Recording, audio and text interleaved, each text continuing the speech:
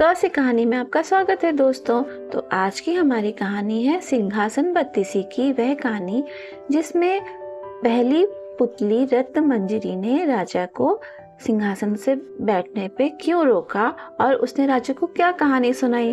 तो आइए जानते हैं रत्न मंजरी ने राजा से क्या कहा। हे राजा भोज, मेरा नाम रत्न मंजरी है। मैं इस सिंहासन की पहली पुतली हूँ। तुम्हें इस सिंहासन की ओर बढ़ते हुए देखकर हम सभी जोर से इसलिए हंसे कि आप उस राजा से किसी भी प्रकार समता नहीं रखते हैं जो कि वास्तव में इस सिंहासन पर बैठने के अधिकारी थे, वही इस पर भी बैठते थे। मैं आपको उनके विषय में कथा सुनाती हूँ। उस कथा को सुनकर आप स्वयं निर्णय करें कि आप इस सिंहासन पर बैठने के अधिकारी हैं अथवा नहीं।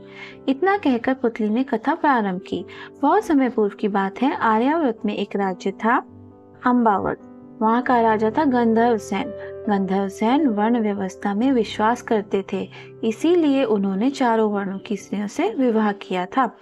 उनकी ब्राह्मण वर्ण की स्त्री पत्नी ब्रह्मजीत नामक पुत्र को जन्म दिया। क्षत्रिय वर्ण की पत्नी ने 3 पुत्रों को जन्म दिया, जिनमें से बड़े का नाम शंख, उससे छोटे का नाम विक्रमादित्य एवं सबसे छोटे का नाम भर्तहरि था।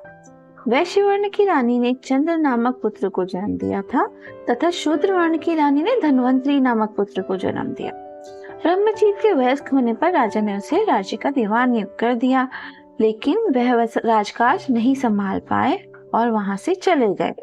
वहां से जाने के बाद वह धारा नगरी चले गए, जहां पर उन्होंने वहां का राजकाज संभाला और वहां के राजा को धोखा देकर स्वयं राजा बन बैठे। कुछ वर्षों के बाद उनके मन में उज्जैन लौटने का विचार आया, लेकिन उज्जैन पहुंचते ही उनकी मृत्यु हो गई।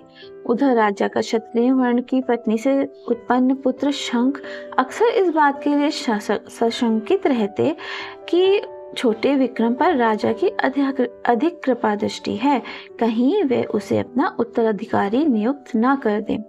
उसने एक दिन अपने सोते पिता पर आक्रमण करके उनकी हत्या कर दी और वह स्वयं राजा बन बैठा।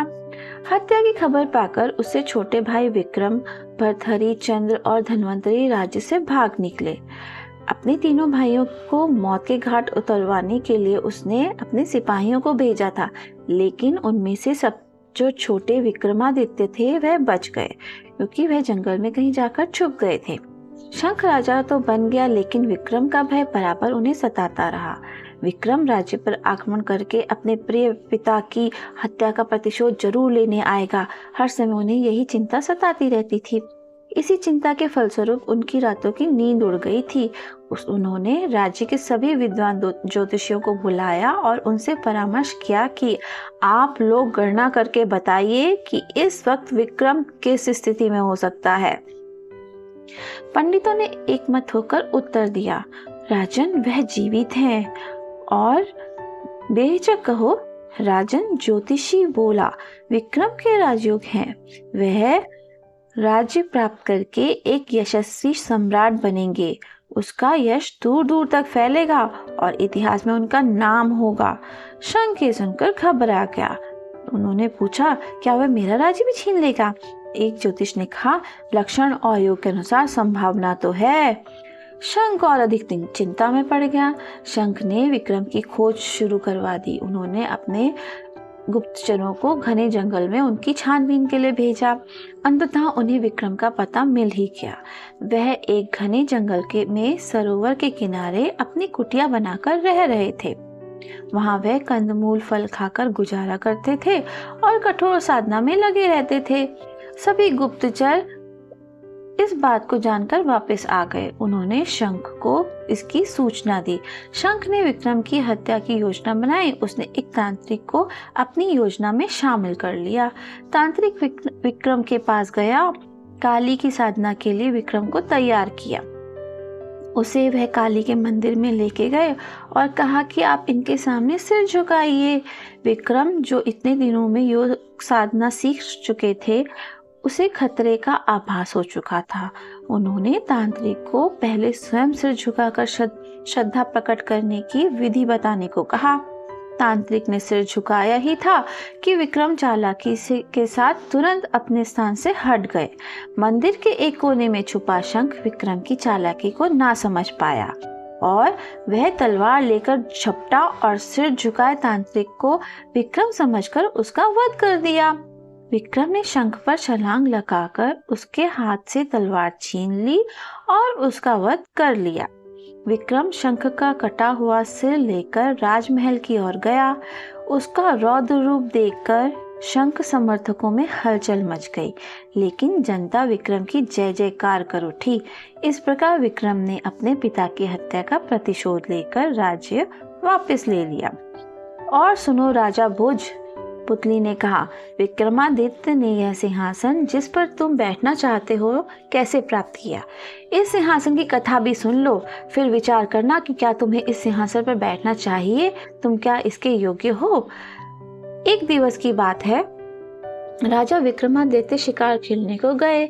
उन्हें एक हिरन दिखाई पड़ा तो उसका शिकार करने के लिए उसका पीछा किया।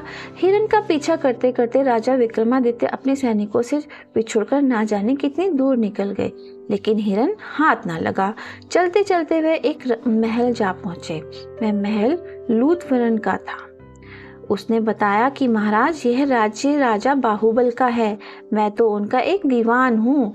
लूथवन ने राजा विक्रमादित्य को आगे बताया, आप यशस्वी राजा बनेंगे, लेकिन उसके लिए आवश्यक है कि राजा बाहुबल आपका राजतिलक करे।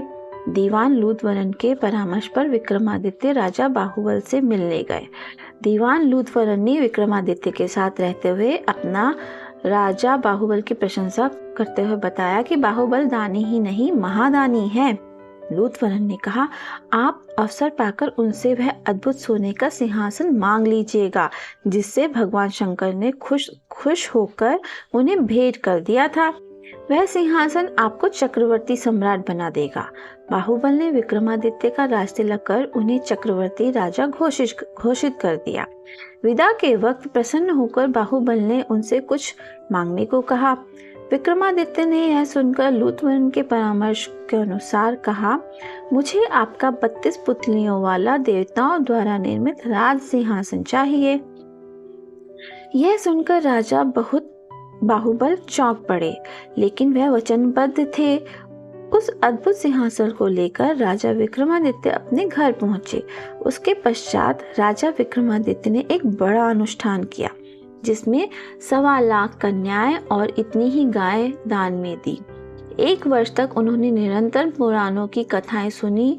उस पर अनुष्ठान को इस ढंग से पूर्ण किया कि संपूर्ण संसार में उनकी यशोगाथा का गुणगान किया जाने लगा। इतना कहकर सामने आ खड़ी पुतली पीछे हटकर अपने स्थान पर समा गई। राजा भोज उसके सभी दरबारी गण ठगे खड़े पुतली रत्नमंजरी के कथन पर विचार करते रह गए। राजा भोज ने स्वयं सोचा कि वास्तव में वे इतने यशस्वी नहीं कि राजा बाहुबल जैसा राजा उनका राजतिलक करे और विदा के समय देवताओं का राज सिंहासन उन्हें भेंट करे। राज सिंहासन पर बैठने का मोह उन्हें परेशान करता रहा। अगले दिन फिर वह राज सिंहासन पर बैठने की तैयारी करने लगे। जैसे ही उन्होंने कदम आगे बढ़ाया, दूसरी पुतली चित्रलेखा मार्ग रोककर बोली, ठहरो राजा, इस सिंहासन पर बैठने का प्रयास करने से पूर्व महाराज विक्रमादित्य की यह कथा सुन लो, फिर इस पर बैठने का साहस करना। चित्रलेखा ने कथा सुनानी प्रारंभ कर दी। तो इसके आगे की कहानी हम सुनेंगे कल के एपिसोड में।